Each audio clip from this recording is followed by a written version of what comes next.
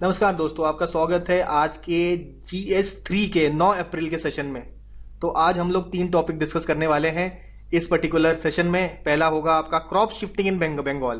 तो बंगाल में वीट की खेती को लोग कम कर रहे हैं और उसकी जगह दूसरे खेती हम लोग चालू कर रहे हैं बंगाल के लोग। तो बंगाल के कौन से एरिया में ऐसा हो रहा है? जो आपका बांग्लादेश के बॉर्डर से लगा हुआ एरिया है वो। तो ऐसा क्यों हो रहा है और इसके क्या इम्प्लीकेशंस है ये समझेंगे। दूसरी बात, गवर्नमेंट चाहती है कि ग्रीन स्टील आपका बनाया जाए। ग्रीन स्टील यानी कि स्टील बनाने में कम से कम आपका एनवायरनमेंट को नुकसान हो, कार्बन डाइऑक्साइड का एमिशन आप भी कम से कम होना चाहिए। तो इसके लिए कौन कौन से स्टेप्स उठाए जा रहे हैं इसके ऊपर बात करेंगे। इसके अलावा ओजोन मिला है आपका जुपिटर के मून में। तो कौन सा ऐसा मून है जहां पे ओजोन मिला है, तो और इसके क्या क्या इंप्लीकेशन हो सकते हैं, ये हम लोग हमारे तीसरे आर्टिकल में यहाँ पे देखने वाले हैं। तो आइए स्टार्ट करते हैं आज का सेशन।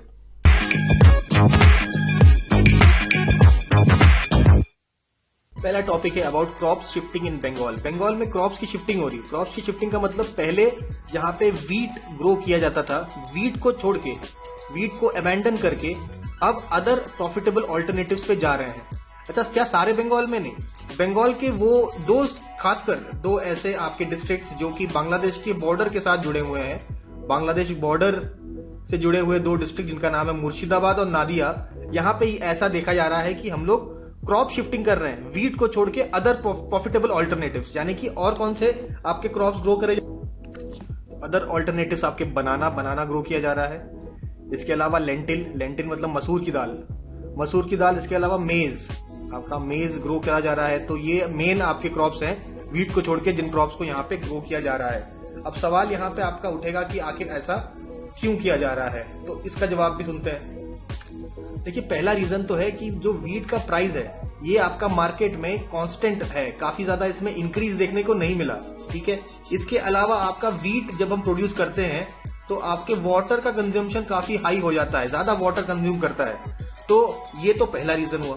दूसरा रीजन हुआ कि एक्सट्रीम वेदर कंडीशंस अगर होते हैं, जैसे कि अगर आपका हेल स्टॉर्म या आपका रेन हो जाए, अनसीजनल रेन हो जाए, तो भी आपका वीट के जो क्रॉप्स में काफी नुकसान होता है।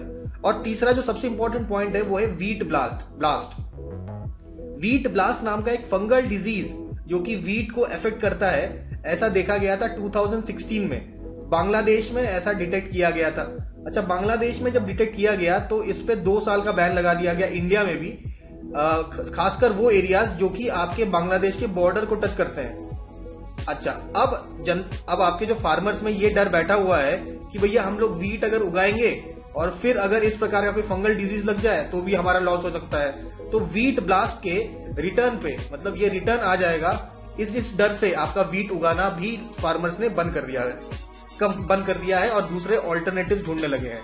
ये तो हो गए वीट के उगाने के नुकसान। अब अलग जो इसके जो ऑल्टरनेटिव्स उगाने के क्या क्या फायदे हैं उसको देखेंगे। अब यहाँ पे हम लोग देख सकते हैं, पहले मेज की चर्चा करते हैं। वीट की अगर हम बात करें तो वीट आपका 3200 to 3800 रुपीज पर क्विंटल हमको मिल जाता है फार्मर्स को। लेकिन मेज में ये जो प्राइस है काफी कम है, दैट इज 1800 पर क्विंटल। लेकिन फिर भी मेज आपके ग्रो करने से फायदा है, क्योंकि पर हेक्टेयर आपका मेज का काफी ज्यादा प्रोडक्शन होता है, प्रोडक्शन काफी हाई है। तो इस कारण से आपका मेज ग्रो करना इजी है और पानी की रिक्वायरमेंट कम है, बहुत ही कम खर्चे में ग्रो भी हो जाता है। तो भले ही पर क्विंटल इसका प्राइस हमको कम मिले, लेकिन इसको ग्रो करना आसान है और इसका प्रोडक्शन पर हेक्टेयर आपका ज्यादा होता है। तो मेज पर सब लोग फोकस कर रहे हैं। इसके अलावा आपके दाल, लेंटिल यानी कि मसूर हमने देखा ना, तो यहाँ पे हम देख सकते हैं जो पल्सेस की प्रोडक्शन है इंडिया में वो 3 गुना बढ़ चुकी है। ऑयल सीड्स की प्रोडक्शन 2 दुगना बढ़ चुकी है। तो यहाँ पे मसूर का जो खेती कर रहे हैं इसमें भी प्रोडक्शन आपका काफी ज्यादा हाई होगा। ठीक है, और देखा गया है पल्स और जो मेज है इनको ग्रो करने से हमारा सॉइल का हेल्थ काफी इंप्रूव होता है। पल्सेस खासकर आपके लेग्यूमिनस है जिसमें नाइट्रोजन फिक्सेशन हो जाता है, तो सॉइल में आपका जो न्यूट्रिशन है वो भी आपका इंक्रीज हो जाता है। तो इस तरीके से सॉइल हेल्थ और न्यूट्रिशन मैनेजमेंट में हेल्प करता है आपका मेज और पल्सेस को ग्रो करना। इसके अलावा बनाना भी काफी प्रॉफिटेबल होता है, क्योंकि फेस्टिव सीजन्स में बनाना की डिमांड काफी ज्यादा हाई होती है। हालांकि ये थोड़ा सा इसमें रिस्क होता है, जैसे अगर मान लेते फ्लड हो जाएगा और रेनफॉल बहुत ज्यादा हो जाएगा तो बनाना ग्रो करने में इश्यू आएगा। लेकिन फिर भी ये रिस्क उठाते हुए, क्योंकि आपके फेस्टिवल सीजन में ये काफी ज्यादा प्रॉफिटेबल होता है, इसलिए लोग बनाना भी ग्रो करना चाह रहे हैं। अब हम लोग बात करते हैं सरकार के द्वारा कौन कौन से स्टेप्स लिए गए हैं इस रिगार्ड में। अच्छा, एक चीज और हम लोग को यहाँ पे देखनी है, जो मेज का प्रोडक्शन होता है, मेज के प्रोडक्शन से एक और फायदा है कि यहाँ के जो फूड प्रोसेसिंग इंडस्ट्रीज है, फूड प्रोसेसिंग इंडस्ट्रीज और पोल्ट्री फार्म में आपका मेज का डिमांड काफी ज्यादा है, तो ये लोग खरीद लेते हैं आपका मेज, तो इससे भी आप मेज ग्रो करने में लोग प्रोत्साहित हो रहे हैं। तो गवर्नमेंट के द्वारा ये जो आपका वीट को हटाकर दूसरे ऑल्टरनेटिव्स पे फार्मर्स जा रहे हैं, इसको प्रोत्साहित करने के लिए आपका एक स्कीम है, लॉन्च किया गया है, दैट इज परंपरागत कृषि विकास योजना। ठीक है, इसके अलावा स्टेट गवर्नमेंट के कई सारे फाइनेंशियल इंसेंटिव्स दिए जा रहे हैं, ठीक है, फार्मर्स को। इसके अलावा फार्मिंग का इंफ्रास्ट्रक्चर ग्रो करने के लिए गवर्नमेंट काफी वर्क कर रही है। इरिगेशन का जो आपका कवरेज बढ़ाने की बात है, मार्केटिंग फैसिलिटीज फार्मर्स को अवेलेबल कराना, ट्रांसपोर्ट इंफ्रास्ट्रक्चर को इंक्रीज करना, स्टोरेज इंफ्रास्ट्रक्चर को इंक्रीज करना, इन सब चीजों पे गवर्नमेंट फोकस कर रही है। चलिए कंक्लूड करते हैं इस आर्टिकल को। इस आर्टिकल के कंक्लूजन में लिखा है कि भाई सॉइल और न्यूट्रिएंट का मैनेजमेंट बहुत ज्यादा जरूरी है।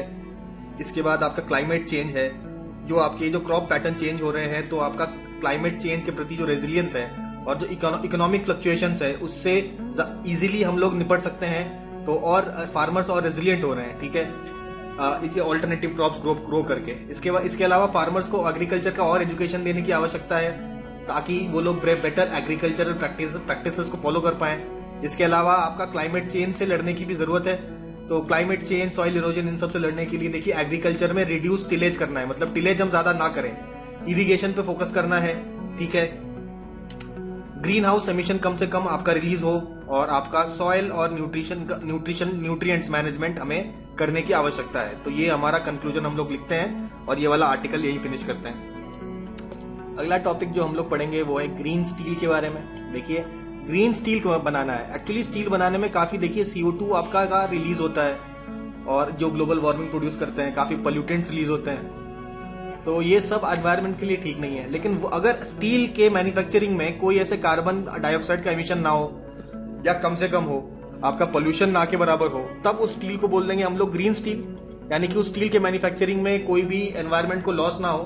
तो ऐसा स्टील बनाने पर हम लोग फोकस कर रहे हैं। तो इसको बनाने के लिए देखिए 13 टास्क फोर्स गवर्नमेंट ने बनाए हैं।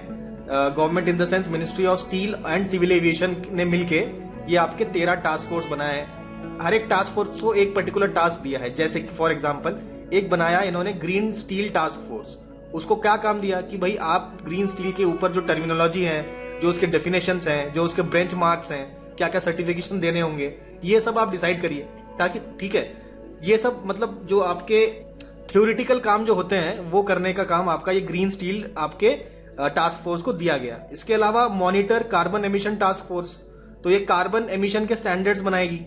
इसके अलावा डिमांड साइड टास्क फोर्स बनाया गया, जिसका काम होगा कि पॉलिसी फ्रेमवर्क बनाना, ताकि जो ग्रीन स्टील की जो डिमांड है, demand of green steel should increase, इसको बढ़ाने के लिए कौन कौन से पॉलिसी में फ्रेमवर्क्स करने, पॉलिसी बनाने पड़ेंगे।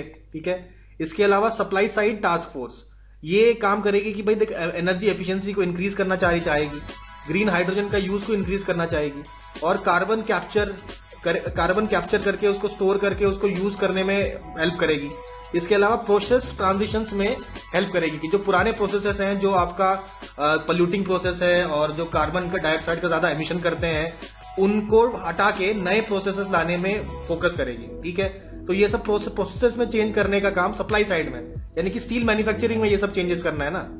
तो हाइड्रोजन का यूज करना है, एफिशिएंसी इंक्रीज करनी है, ठीक है, कार्बन कैप्चर का काम करना है, तो ये सब काम करने के लिए सप्लाई साइड टास्क फोर्स लगाया गया। उसके बाद ये सारा काम बिना पैसों के तो हो नहीं सकता, तो फाइनेंशियल टास्क फोर्स बनाया गया, ताकि जो कैपिटल रिक्वायरमेंट है आपका ग्रीन स्टील बनाने में, उसकी पूर्ति की जाए। इसके अलावा आपका इंटरनेशनल फोकस ग्रुप बनाया गया, जो कि इंटरनेशनल कोलैबोरेशन करे, यानी कि दूसरे कंट्रीज के साथ कोलैबोरेशन करे, ताकि ग्रीन स्टील डेवलप हो पाए। इसके अलावा स्किल डेवलप करना, जो लोग ग्रीन स्टील के मैन्युफैक्चर में लगे हैं, रिसर्च में लगे हैं, काम में लगे हैं, उनकी रीस्किलिंग और अपस्किलिंग करने का काम भी गवर्नमेंट देखेगी। तो ये टास्क फोर्स देखेगी ये वाला काम, रीस्किलिंग एंड अपस्किलिंग, यानी कि स्किल डेवलपमेंट पे फोकस होगा। ठीक है, तो ये सारे हमने टास्क फोर्स के बारे में यहाँ पे देखा। इसके अलावा एक एग्जाम्पल देखिए RINL विशाखापट्टनम एक स्टील प्लांट है, जिसने आपके सामने एक एग्जाम्पल सेट किया है।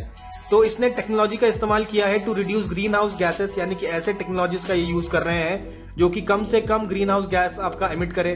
इसके अलावा पावर जनरेशन करना वेस्ट हीट से, मतलब जो भी हीट आपकी ऐसे बाहर निकलती है ना, रिलीज होती है, उस हीट का यूज करके ये लोग पावर जनरेट कर रहे हैं। ठीक है। इसके अलावा आपका हर एक टन जो आपका स्टील कैपेसिटी मैन्युफैक्चरिंग हो रही है, हर एक एक टन स्टील जब बनाते हैं तो एक ट्री ये लोग लगाते हैं, एक पेड़ लगाते हैं। तो अब तक ये लोग 5 मिलियन ट्रीज लगा चुके हैं, तो ये ट्री प्लांटेशन का काम भी कर रहे हैं। तो इस प्रकार का एग्जाम्पल सेट कर सकते हैं हम लोग कि भाई स्टील प्लांट इस प्रकार से अगर काम करें तो एनवायरमेंट को कम से कम लॉस पहुंचेगा। इसके अलावा सरकार क्या कर रही है? स्टील मिनिस्ट्री कह रही है कि हमें ग्रीन स्टील पॉलिसी पे काम कर रहे हैं। ऑब्वियसली इस पर तो काम हो ही रहा है। इसके बाद एक कंप्लीट डीकार्बोनाइजेशन पॉलिसी में भी आपको फॉर्मुलेट करने की बात है। इसको फॉर्मुलेट करने के लिए गवर्नमेंट काम कर रही है। इसके अलावा देखिए हाइड्रोजन का इस्तेमाल, ये वाटर कर रही है, ये हाइड्रोजन है। ठीक है। हाइड्रोजन और एयर को आप मिक्स करके एक नोजल के थ्रू आप बर्न करें तो, और ब्लास्ट फर्नेसेस में इस्तेमाल करें। बेसिकली पहले क्या इस्तेमाल हो रहा था? PCI, that is pulverised coal injector. PCI, pulverised coal injector, pulverised coal injector का पहले इस्तेमाल किया जा रहा था। उसको हटा के आप देखिए हाइड्रोजन और एयर का मिक्सचर को जलाकर नोजल के थ्रू आप भेजकर ब्लास्ट फर्नेस में इसका इस्तेमाल कर रहे हैं, यानी कि पल्वराइज्ड कोल इंजेक्शन का इस्तेमाल नहीं किया जा रहा। ठीक है। तो कोल का इस्तेमाल हटा के हाइड्रोजन का इस्तेमाल करेंगे, जो कि एक प्रकार का ग्रीन फ्यूल है। ठीक है। जो जलने के बाद आपका पानी बना देगा, कार्बन डाइऑक्साइड बनाएगा नहीं। इसके अलावा देखिए हाइड्रोजन का इस्तेमाल कर रहे हैं। नेचुरल गैस और फॉसिल फ्यूल के साथ आप लोग हाइड्रोजन को मिक्स कर रहे हैं इन डीआरआई फर्नेस। डीआरआई एक स्पेशल प्रकार का फर्नेस होता है जो एक स्पेशल प्रकार का आपका आयरन स्टील प्रोड्यूस करता है। ठीक है।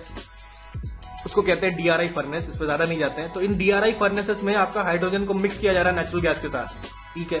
और ministry of new and renewable energy आपका 455 करोड़ का खर्चा कर रही है ताकि हाइड्रोजन का इस्तेमाल को बढ़ाया जा सके इन स्टील इंडस्ट्री।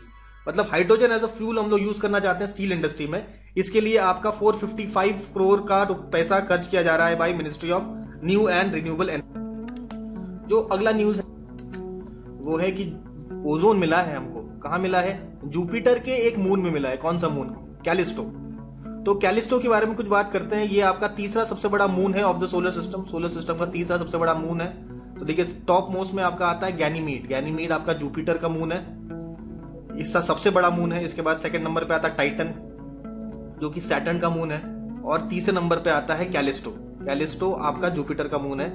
अच्छा, अब ये जो देखा जाए सबसे ज्यादा मून आपके सैटर्न में पाए जाते हैं, सेकंड नंबर पे सबसे ज्यादा मून पाए जाते हैं जुपिटर में। तो अब ये जुपिटर के मून कैलिस्टो की बात कर रहे हैं। ठीक है, इसको देखेंगे। देखिए कैलिस्टो में क्या क्या पाया गया है। देखिए वाटर से बना हुआ आइस मिला है। इसके अलावा रॉक्स मिले हैं, रॉकी आपके सामान मिलते हैं यहाँ पे। इसके अलावा ऑर्गेनिक कंपाउंड भी यहाँ पे मिलते हैं, और सल्फर डाइऑक्साइड मिला है। अच्छा, सल्फर डाइऑक्साइड आपका आइस फॉर्म में मिला है। तो सल्फर डाइऑक्साइड जब आइस फॉर्म हो जाता है, सॉलिडिफाई करता है, तो इसको कहते हैं SO2 एस्ट्रोकेमिकल आइस। ठीक है, इस आइस की स्टडी की गई। ये इसको इन्वेस्टिगेट किया गया, स्टडी किया गया बाय यूवी एब्जॉर्प्शन स्पेक्ट्रा। कहां पे किया गया? NSRRC Taiwan. NSRRC का फुल फॉर्म क्या है? National synchrotron radiation research centre. National synchrotron radiation research centre आपका ताइवान में है। यहाँ पे ये एक्सपेरिमेंट इसके ऊपर कैरी किया गया। इसमें एक इंडियन साइंटिस्ट का एक दल भी था जिसको लीड किया था भाई आर रामाचंद्रन साइंटिस्ट है आपके फिजिक्स रिसर्च लैबोरेटरी अहमदाबाद के। ये भी इस पर्टिकुलर एक्सपेरिमेंट में शामिल थे। तो ये इन्वेस्टिगेशन जो हुआ, इसके थ्रू ये पता चला कि देखिए आपके O3 का प्रेजेंस डिटेक्ट होता है, यानी कि ओजोन का प्रेजेंस डिटेक्ट होता है। ओजोन का प्रेजेंस अगर डिटेक्ट होगा तो ऑब्वियसली ऑक्सीजन रहा होगा। Oxygen as an elemental form में रहा होगा तो ही तो ओजोन बन सकता है, यानी कि ऑक्सीजन भी बन सकता है यहाँ पे। तो अगर ओजोन है तो ऑक्सीजन भी बन सकता है इस प्लैनेट में। तो ये एक बात पता चली, प्लैनेट कह रहे हैं इस मून में। ठीक है, तो देखिए आप ओजोन लेयर की बात करें तो तुम्हें पता है कि ये एक लेयर है जो अर्थ से 15 to 35 किलोमीटर ऊपर ये लेयर बनता है, जो कि सन से आने वाले UVA रेडिएशन को तो बहुत हद तक आने देता है, लेकिन UVB रेडिएशन और UVC रेडिएशन जो कि हार्मफुल होते हैं हमारे लिए, उसको आने नहीं देता। तो UVC रेडिएशन आपका 100 से लेकर 280 नैनोमीटर का वेवलेंथ होता है, और 290 to 320 नैनोमीटर वेवलेंथ होता है UVB रेडिएशन का। इन दोनों रेडिएशन को आने नहीं देता, जो कि आपका काफी ज्यादा हार्मफुल होता है आपके ह्यूमन बींग्स के लिए, आपके स्किन के लिए, आई के लिए काफी ज्यादा हार्मफुल होता है। तो इनको आने नहीं देता। अगर O3 ना होता तो ये सारे UV रेडिएशन जो आपके हमारे वर्ल्ड में काफी ज्यादा देखने को मिलते हैं। और हमारे हेल्थ के लिए ठीक नहीं होता। तो यूवीए रेडिएशन आने देता है जो इतना हार्मफुल नहीं होता है। तो ये बात हो गई हमारे ozone found in Jupiter's moon. तो इसके साथ ही GS3 के हम लोगों ने इसके साथ सारे जितने भी टॉपिक्स थे यहाँ पे कंप्लीट कर लिए हैं।